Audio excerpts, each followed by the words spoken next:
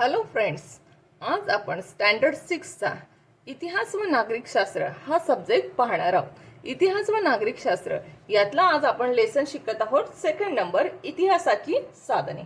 तर आपण आज ह्या पाठामध्ये इतिहासाची साधने कोणकोणती आहेत ती पाहणार आहोत। त्यातील फर्स्ट साधन आहे या ठिकाणी दिलेलं, यातला पहिला टॉपिक म्हणून दिलाय 2.1 भौतिक साधने, 2.2 लिखित साधने, 2.3 मौखिक साधने, 2.4 प्राचीन भारताच्या इतिहासाची साधने, 2.5 इतिहास लेखनाबाबत घ्यायची काळजी। पहा, चला तर मग आज आपण या सर्व घटकांविषयी आज आपण या पुस्तकात या पाठातून माहिती मिळवणार आहे। बघा, करून पहा, हे तुम्हाला जमतं का बघा। तुम्हाला जमलंच तर एवढं करा। तुमच्या घरात असलेल्या आजी आजोबांच्या काळातील वस्तूंची यादी तयार करा। आपल्या घरामध्ये आजी आजोबांच्या काळातल्या वस्तू असतात की नाही? कधीतरी आजी आजोबांची आपली जुनी तिजोरी असते घरामध्ये, जुन्या काळातली मडकी असतात, जुन्या काळातील लाकडी पेटी असतात, बसायची छान जुन्या पद्धतीची पाटं असतात। असे ज्या ज्या जुन्या वस्तू असतील त्यांची तुम्ही यादी बनवा। तुमच्या परिसरातील गावातील एखाद्या जुन्या वास्तूची माहिती गोळा करा। काही गावांमध्ये खूप पुरातन काळातील मंदिरं असतात, किल्ले असतात, त्याविषयी तुम्ही माहिती गोळा करा। चला तर मित्रांनो, आपण पाठाकडे वळूया। आपल्या पूर्वजांनी वापरलेल्या अनेक वस्तू आजही अस्तित्वात आहेत। त्यांनी कोरून ठेवलेल्या विविध लेख आपल्याला सापडले आहेत। या साधनांच्या मदतीने आपल्याला इतिहास कळू शकतो। याशिवाय चालीरीती, परंपरा, लोककला, लोकसाहित्य, ऐतिहासिक कागदपत्रे यांच्या आधारे आपल्याला इतिहास कळतो। या सर्वांचा इतिहासाची साधने म्हणून आपण उपयोग करतो आणि यांनाच आपण इतिहासाची साधने असे म्हणत असतो। इतिहासाची साधने 3 प्रकारची असतात: भौतिक साधने, लिखित साधने आणि मौखिक साधने। पहा मित्रांनो, आपल्या आजूबाजूला तुम्ही बघत असाल की बऱ्याच ठिकाणी जुने किल्ले असतात, जुने वाडे असतात, जुन्या वास्तू, आपल्या मंदिरं वगैरे आपल्याला माहीत असतात। त्या ठिकाणी भिंतींवर काहीतरी कोरलेलं असतं किंवा उत्खननामध्ये आपल्याला काही शिलालेख, काहीतरी नाणी वगैरे अशा वस्तू सापडत असतात किंवा जुने ऐतिहासिक कागदपत्र असतात। मुखोद्गत एकाकडून दुसरीकडे गेलेली माहिती असते।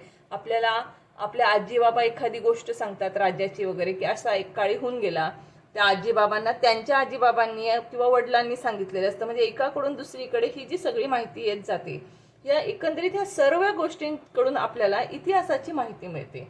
मग ह्या सर्व गोष्टींना आपण काय म्हणतो? इतिहासाची साधने असं म्हणत असतो। मग त्या साधनांचं पण इतिहासाने 3 भाग करून टाकले। त्याचा पहिला भाग केला त्यांनी भौतिक साधने। ज्या वस्तू वगैरे होत्या त्यांना त्यांनी भौतिक साधने नाव देऊन टाकलं। जे लिहून होते, लिहिलेले लेख वगैरे, पुस्तकं, पोथ्या, पुराणे, त्यांना लिखित साधने म्हटले। आणि मौखिक साधने म्हणजे एकाकडून दुसरीकडे मुखोद्गत झालेली, पाठांतराने आलेली किंवा गोष्ट रूपाने आलेली, त्याला मुखोद्गत साधने असं नाव देण्यात आलं। तर आता यांच्याविषयी आपण अधिक माहिती समजावून घेऊया। तर पहा, किल्ले, लेणी, स्तूप या वस्तूंची भौतिक साधने म्हणून गणना होते। याशिवाय अजून कोणकोणत्या वस्तूंना भौतिक साधने म्हणतात? तर चला, भौतिक साधने कोणाला म्हणतात ते आपण या ठिकाणी पाहणार आहोत। आपला पहिला घटक होता 2.1 भौतिक साधने। दैनंदिन जीवनात माणूस विविध प्रकारच्या वस्तू वापरत असतो। पूर्वीच्या माणसाने वापरलेल्या अनेक वस्तू आज आपल्याला महत्त्वाची माहिती पुरवू शकतात। पूर्वीच्या काळी त्या लोकांनी वापरलेले होते, त्या वापरलेल्या ज्या अनेक गोष्टी होत्या दैनंदिन जीवनातल्या जरी असल्या तरी त्या गोष्टी आज आपल्याला महत्त्वाची माहिती पुरवू शकतात। पुरातन वस्तूंमधील खापराच्या तुकड्याचा आकार, रंग, नक्षी यावरूनही ही भांडी कोणत्या काळातील असावी याचा अंदाज बांधता येतो। दागदागिने आणि इतर वस्तूंवरून मानवी समाजाच्या परस्पर संबंधीची माहिती मिळते। धान्य, फळांच्या बिया आणि प्राण्यांची हाडे यावरून आहाराची माहिती मिळते। बघा आपल्याला त्या काळातील काही धान्याचे कण सापडले, फळांच्या बिया सापडल्या, प्राण्यांची हाडे सापडली, त्यावरून आपल्याला त्या लोकांचा आहार, ते लोक कुठल्या प्रकारचं अन्न खात होते याविषयी आपल्याला माहिती मिळते. वेगवेगळ्या काळात माणसाने बांधलेल्या घरांचे आणि इमारतीचे अवशेष सापडतात. उत्खनन केलं जातं त्यावेळी बऱ्याच वेळा जमिनीखाली गाडले गेलेले शहराच्या शहर बाहेर निघतात. त्यावेळी आपल्याला कळतं की यांची घरं कशी होती, यांच्या इमारती कशा पद्धतीने बांधलेल्या होत्या.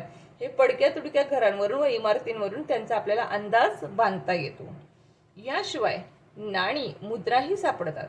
उत्खननात वेगवेगळ्या राज्यातली आपल्याला नाणी सापडतात, मुद्रा सापडतात. त्यांच्यावर काहीतरी इसवी सन लिहिलेलं असतं, काहीतरी नावं कोरलेली असतात. त्याच्यावरून ते कोणाच्या काळातले आहे ही पण आपल्याला माहिती मिळत असते. या सर्वांच्या साहाय्याने मानवी व्यवहाराची माहिती होते. या सर्व वस्तू आणि वास्तू किंवा त्यांचे अवशेष यांना इतिहासाची भौतिक साधने म्हणतात. येते मित्रांनो लक्षात, भौतिक साधने कोणाला म्हणतात ते? चला तर मग थोडीशी माहिती मिळवू. आपल्याला माहित आहे का तुम्हाला? तुम्हाला माहित असेल किंवा कदाचित नसेल तर आपण आता ते माहित करून घेऊया. धान्याचे कण फार काळ टिकत नाहीत, त्यांना कीड लागते, त्यांचा भुगा होतो. दरवर्षी आपल्या घरात धान्य भरते तेव्हा आई ते धान्य स्वच्छ ठेवते, त्यातली घाण बाहेर काढते, त्याला उन्हात वाळवते, त्याला काहीतरी बोरिक पावडर म्हणा किंवा काहीतरी इंजेक्शन गोळ्या ठेवून ते औषध ठेवून ते धान्य खूप काळ कसं टिकेल याची काळजी आई घेत असते. प्राचीन काळी धान्याचे पीठ करण्याआधी ते धान्य भाजत असत आणि मग ते भरडत असत. जसं आज आपण धान्य न भाजता आपण डायरेक्टली चक्की, आपल्याकडे आज चक्की आहेत म्हणून आपल्याला ते भाजण्याची गरज पडत नाही, ते चक्कीमध्ये बारीक करून आपल्याला मिळतं. त्या काळी मात्र धान्याचं ज्यावेळी पीठ केलं जायचं, पीठ करण्याच्या आधी ते धान्य भाजून घेतलं जायचं. मग भाजताना काहीतरी होतंच की धान्यात एखादा कण जरा जास्त जळतो वगैरे असं काहीतरी प्रकार घडतात. मग बघा, आणि मग ते भरडत, ते भाजून घ्यायचे आणि मग ते दळत असत दळण. धान्य भाजताना त्याचे काही कण अधिक भाजले गेले किंवा जळले तर ते टाकून दिले जातं. जास्त भाजलेला कण कडवट लागतो म्हणून आपण तो शेंगदाणे भाजताना जरी एखादा शेंगदाणा जास्त करपला तर त्याला आई फेकून देते, किंवा धान्यातला एखादा कण करपला की त्याला फेकून देते. तसं हे लोकही ते धान्याचे कण फेकून देत असत. असे जळके कण वर्षानुवर्ष टिकून राहतात. जळालेला कण तो कसा भाजलेला असतो, त्याच्यामुळे त्याला कीड लागत नाही किंवा त्याचा भुगाई होत नाही. असे जे कण असतात ते जमिनीत वर्षानुवर्ष टिकून राहतात. ते उत्खननात सापडतात. जेव्हा एखाद्या जागेचं उत्खनन केलं जातं, जसं हडप्पा, मोहनजोदडो या ठिकाणचं उत्खनन करण्यात आलं होतं, अशा उत्खननामध्ये हे कण सापडतात. त्यांची प्रयोगशाळेत तपासणी केली असता. जेव्हा हे कण आपण प्रयोगशाळेत तपासले असतात ते कोणत्या धान्याचे कण आहे हे ओळखून येते. मग ते उत्खननात सापडलेल्या धान्याचं जेव्हा प्रयोगशाळेमध्ये तपासणी केली जाते तेव्हा कळतं की हा कोणत्या धान्याचा कण आहे. त्यावरून मग असं लक्षात येतं की त्या काळातल्या, त्या इसवी सनातली लोक हे कोणते धान्य खात होते. बघा, ही अशी वेगवेगळ्या काळातली वेगवेगळी नाणी असतात. आपल्याला जर ही अशी नाणी सापडली तर त्यावर तुम्ही वाचलं असेल की ते कुठल्या देशाचे आहे, कुठल्या सालाचे आहेत, इसवी सन त्यावर लिहिलेलं असतं. खापराचा तुकडा. खापराचा तुकडा म्हणजे बघा आपले माठ वगैरे नक्षीदार असायचे पूर्वी, त्याच्यावरही बघा नक्षी दिसते काढलेली. असं खापराचा तुकडा दिसला की त्यावर कोणती नक्षी आहे, त्या काळात चालीरीती किंवा फळं किंवा प्राणी काहीतरी चित्र असतं, त्याच्यावरून आपल्याला त्या काळातला अंदाज घेता येतो. जुन्या काळातले दागदागिने मिळाले की मग त्या काळातली कलाकुसर विषयी आपल्याला माहिती होते. भांडी मिळतात, मग कुठल्या प्रकारची भांडी ते लोक वापरत होते हे आपल्याला कळतं. ह्या काय आहेत? ह्या सगळ्या वस्तू आहेत. ह्या वस्तूंनाच भौतिक साधनं असं म्हणतात. आता ह्या ठिकाणी बघा म्हटलेलं आहे, माहित आहे का तुम्हाला? मंदिराच्या भिंती, लेण्यांच्या भिंती, शिळा, ताम्रपट, भांडी, कच्च्या विटा, ताडपत्रे, भुर्जपत्रे इत्यादींवर कोरलेल्या लेखांचा समावेश लिखित साधनात होतो. मी तुम्हाला आधी म्हटले, जे लिहून आहे, लिखित स्वरूपात आहे, लेखी स्वरूपात आहे, त्याला लिखित साधन असं म्हणतात. मग आता बघा, मंदिरांच्या भिंतींवर, जुन्या काळातली जी मंदिरं आहेत ना त्यांच्या भिंतींवर पण कोरून असं लिहून ठेवलेलं आहे. लेण्यांच्या भिंतींवर, अजिंठा वेरूळच्या लेण्यांना गेल्या असाल तर त्या ठिकाणी बऱ्याच लेण्यांच्या भिंतींवर लिहिलेलं आहे. शिळा, शिळा म्हणजे दगड, बऱ्याच ठिकाणी दगडांवर कोरून लिहून ठेवलं आहे. ताम्रपट म्हणजे बघा या ठिकाणी हे दाखवलंय ताम्रपट. हे तांब्याचे असं ठोकून असं एक पट्टी सारखं बनवलेलं असायचं, गोल चौकोनी असं, आणि त्याच्यावर हे बघा या ठिकाणी जसं कोरलेलं आहे एखाद्या टोकदार धातूच्या साह्याने कोरून ते लिहिलं गेलेलं असायचं. भांडींवर पण कोरून लिहिलेलं असायचं. कच्च्या विटांवरही टोकदार याच्याने कोरून लिहिलं जाईल. पत्र असतात आपली ताडपत्रे, त्या ताडपत्रांवरही लिहिलेलं असेल. भुर्जपत्रे म्हणजे एक भुर्ज नावाचं वृक्ष असतं, त्याच्या याच्यापासून हे भुर्जपत्र तयार केलं जातं. त्यावरही लिहिलेला जो मजकूर असतो त्याला भुर्जपत्रावरील मजकूर असं म्हणतात. या ठिकाणी तुम्हाला दाखवलंय बघा, ताम्रपटावर या ठिकाणी थोडंसं असं कोरलेलं तुम्हाला जाणवत असेल. असं जे ताम्रावर लिहून ठेवलेलं असायचं याला ताम्रपट असं म्हटलं जायचं. या ठिकाणी हा मोठी शिला दाखवली. शिला म्हणजे दगड. या दगडावरही या ठिकाणी आपल्याला स्पष्ट नाही दिसत आहे, पण या ठिकाणी कोरून लिहिलेलं आहे. दगडावर कोरलेलं आहे म्हणून त्याला शिलालेख असं म्हणतात. चला तर मग आपण अधिक माहिती मिळवूया लिखित साधनांविषयी. लिखित साधने. अश्मयुगातील माणसाने त्याच्या जीवनात अनेक प्रसंग आणि भावना चित्रातून व्यक्त केल्या आहेत. हजारो वर्ष उलटल्यानंतर माणसाला लिहिण्याची कला अवगत झाली. अश्मयुगात माणसाने त्याच्या जीवनातील अनेक प्रसंग आणि भावना चित्रातून व्यक्त केल्या. पूर्वीच्या काळी लिपी म्हणजे लिहायचं कसं, लिहिण्याची कला अवगत नव्हती. त्यावेळी त्यांच्या मनातल्या ज्या भावना असायच्या त्या काळातल्या लोकांच्या, त्यांनी ते चित्राच्या स्वरूपातून व्यक्त केल्या, म्हणजे त्यांनी चित्र काढून ठेवली आहे. त्यानंतर हजारो वर्ष गेल्यानंतर माणसाला लिहिण्याची कला अवगत झाली. माणूस सुरुवातीला प्रतीके, चिन्हे यांचा वापर नोंदी ठेवण्यासाठी करत असे. त्यापासून लिपीचा विकास होण्यास हजारो वर्ष जावी लागली. सुरुवातीच्या काळात खापरे, कच्च्या विटा, झाडाची साल, भुर्जपत्रे यांसारख्या साहित्याचा लिहिण्यासाठी उपयोग केला जाई. अशा प्रकारच्या साहित्यावरील मजकूर एखाद्या अणकुचीदार साधनाने कोरलेले असे. अनुभव व ज्ञान जसजसे वाढत गेले तसतसे त्याने विविध पद्धतींनी लेखन करण्यास सुरुवात केली. मनुष्य जेव्हा कृती करत जातो त्यातून त्याला एक एक गोष्टीचं शहाणपण येत जातं. मग तसंच माणसालाही शहाणपण येत गेलं आणि त्याने हळूहळू लेखनाच्या पद्धती बदलवल्या. सभोवताली घडलेल्या घटना, दरबारी कामकाजाचे वृत्तांत इत्यादी माहिती लिहून ठेवण्याची पद्धत सुरू झाली. अनेक राजांनी आपल्या आज्ञा निवाडे म्हणजे निवाडा, एखादी घटना घडते तिचा न्याय निवाडा करावा लागतो. काहीतरी कोणावर अन्याय होतो, काहीतरी चोरी चपाटी होते, मग त्याचा जो न्याय लावला जातो त्याला निवाडा असं म्हणतात. म्हणजे त्यांनी काय निकाल दिला, त्यांनी दिलेला निकाल जर खूप प्रशंसनीय असेल तर तो लिहून ठेवण्याची पद्धत होती पूर्वीच्या काळी. दानपत्रे दगडावर किंवा तांब्याच्या पत्रावर कोरून ठेवलेली आहेत. दानपत्र म्हणजे कोणाला काय दान दिलंय हे लिहून ठेवण्याची पद्धत होती. ती दगडावर किंवा तांब्याच्या पत्रावर कोरून ठेवायची ती पूर्वीच्या काळी. कालांतराने वाङ्मयाचे अनेक प्रकार निर्माण झाले. धार्मिक सामाजिक स्वरूपाचे ग्रंथ, नाटके, काव्य, प्रवास वर्णन तसेच शास्त्रीय विषयावरील लेखन झाले.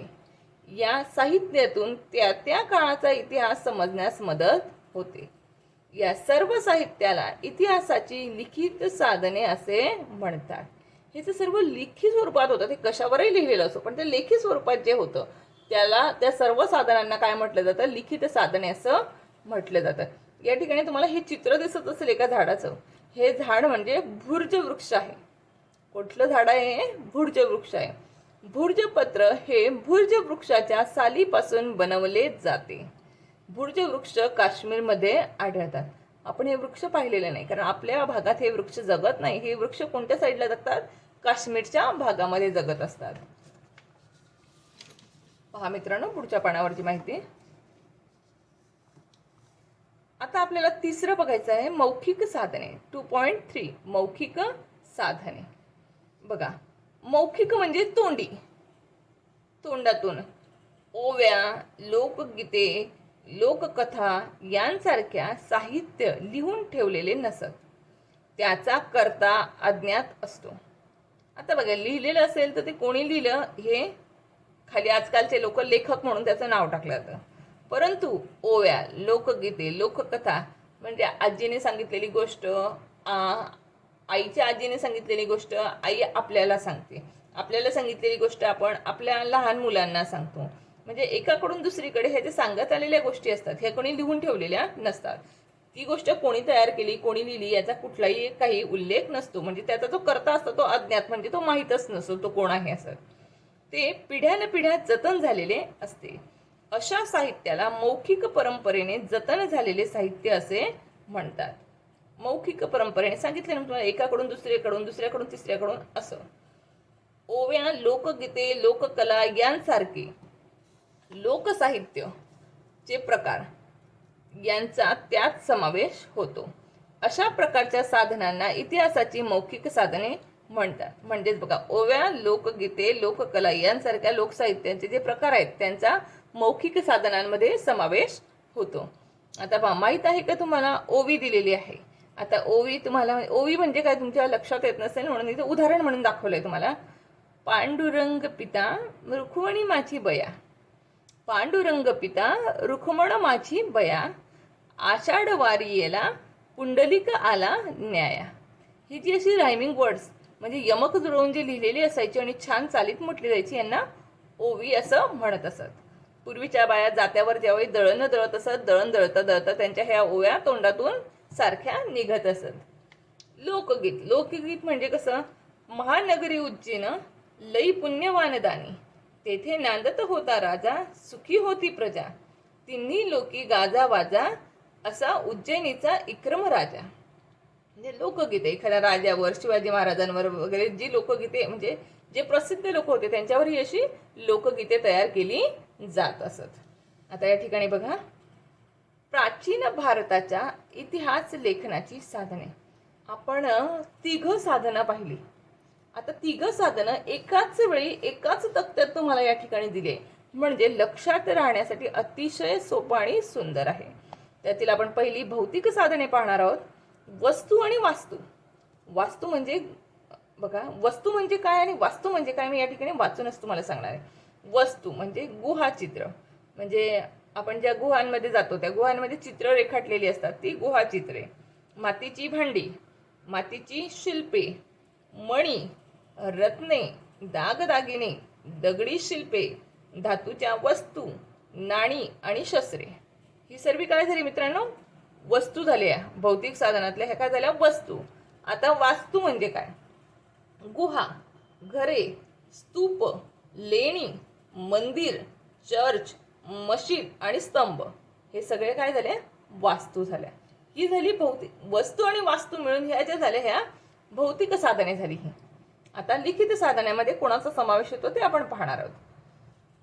बघा, हडप्पा लिपीतील लेख, वैदिक साहित्य, मेसोपोटेमियातील इष्टिका लेख, महाभारत, रामायण यांच्या हस्तलिखित पोथ्या, जैन बौद्ध साहित्य, ग्रीक इतिहासकार आणि प्रवाशांचे लेखन, चीनी प्रवाशांचे प्रवास वर्णन, व्याकरण ग्रंथ, पुराण ग्रंथ, कोरीव लेख, ह्या एकंदरीत ह्या सर्वांचा समावेश लिखित साधनांमध्ये होत असतो.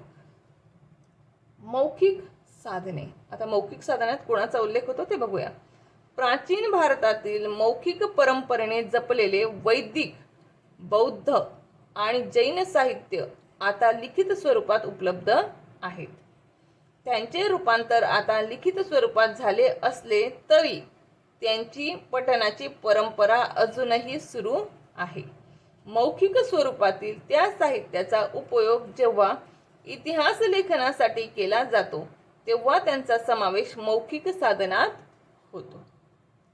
आता आपला पुढचा घटक आहे 4.2.4 प्राचीन भारताच्या इतिहासाची साधने.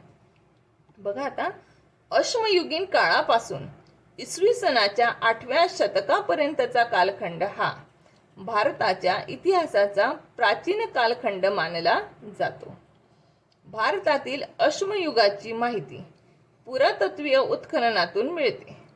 त्या काळात लिपीचा विकास झाला नव्हता. इसवी सन पूर्व 1500 पासूनच्या प्राचीन इतिहासाविषयीची माहिती वेद वाङ्मयातून मिळते. सुरुवातीस वेद हे लिखित नव्हते. ते मुखोद्गत करण्याचे तंत्र प्राचीन भारतीयांनी विकसित केले होते. कालांतराने वेदांचे लेखन झाले. वेदवाङ्मय व त्यानंतर लिहिले गेलेले साहित्य हे प्राचीन भारतीय इतिहासाचे एक महत्त्वाचे साधन आहे. यामध्ये ब्राह्मण ग्रंथ, उपनिषदे, अरण्यके, रामायण, महाभारत ही महाकाव्य, जैन व बौद्ध ग्रंथ, नाटके, काव्ये, शिलालेख, स्तंभालेख, परकीय प्रवासांची प्रवासवर्णने इत्यादींचा समावेश होतो. त्याचप्रमाणे पुरातत्वीय उत्खननात सापडलेल्या वस्तू, पुरातन वास्तू, नाणी अशा अनेक भौतिक साधनांच्या मदतीने आपल्याला प्राचीन भारताचा इतिहास समजतो. येते मित्रांनो लक्षात. आता आपला शेवटचा घटक आहे 2.5 इतिहास लेखनाबाबत घ्यावयाची काळजी. इतिहासाच्या साधनांचा वापर करताना काळजी घ्यावी लागते. एखादा लिखित पुरावा केवळ जुना आहे म्हणून तो विश्वासार्ह असेलच असे नाही. आपल्याला एखादं खूप जुनं कागदपत्र सापडलं, खूप पुरातन काळातलं, तर ते विश्वासार्ह आहे असं नाहीच. तो मजकूर कोणी लिहिला, का लिहिला, केव्हा लिहिला त्याची छाननी करावी लागते. हा सर्व तपास करावा लागतो एकंदरीत, की तो कोणी लिहिला, तो कशासाठी लिहावा लागला, तो केव्हा लिहिला गेला, हा सगळा एकंदरीत जो तपास केला जातो तेव्हाच तो विश्वासार्ह ठरलेल्या विविध साधनांच्या आधारेच काढलेला निष्कर्ष एकमेकाशी पडताळून पाहावे लागतात. आपण हा सर्व निष्कर्ष काढला की तो कोणी केव्हा कशासाठी लिहिला आणि ते अगदी योग्य वाटत असेल तेव्हाच तो पुरावा म्हणून वापरला जातो. इतिहास लेखनात अशा चिकित्सेला फार महत्त्व असते. हे जे आहे कशासाठी केव्हा कोणी ही जी चिकित्सा आहे, ही चिकित्सेलाच इतिहासामध्ये फार महत्त्व आहे. अशा पद्धतीने मित्रांनो तुम्हाला या ठिकाणी आज आपल्या इतिहासाच्या अभ्यासाची जी साधने आहेत, भौतिक साधने, लिखित साधने आणि मौखिक साधने याविषयी अगदी सविस्तर माहिती मिळाली आहे. आता मला तुम्ही सांगा, तुम्हाला जर एखादे जुने नाणे सापडले, एखादं खूप जुनं नाणं तुम्हाला सापडलं, तर त्या नाण्याचं तुम्ही काय कराल? ते स्वतः जवळ ठेवाल, आपल्या पालकांना द्याल, का वस्तू संग्रहालयात जमा कराल?